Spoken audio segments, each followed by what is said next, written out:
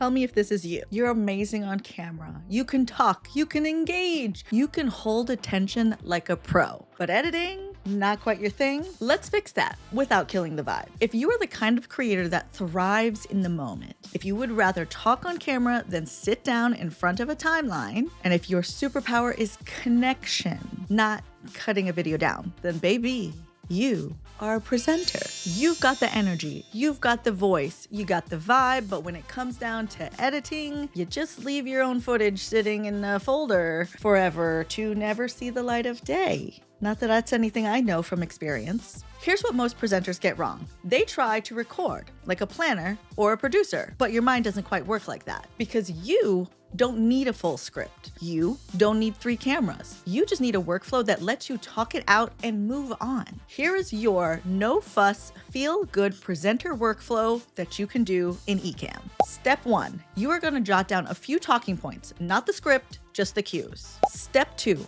set up as few scenes in Ecamm as possible. You can add your logo, you can add your topic titles, you can add visuals, but keep it as simple as possible because this was all about you. Just only add what you need to add. Step 3, use the Ecamm preview monitor so you can stay present without second guessing. You know what it looks like so you can just get on to the talking. I also suggest keeping the audio monitor somewhere in your visual space so you can make sure your audio is coming through as well because that's a problem that I have. I love to mute myself with these hands flying around. Step 4, record in real time with your overlays, with your sound effects, with your transitions baked in. Step 5, skip the editing. Maybe you toss in a title, maybe you toss in music, cut out the beginning, cut out the end, I don't know. Keep it as simple as possible. But honestly, if you do this right, it will be ready to upload right out the gate. And if it isn't there yet, don't worry.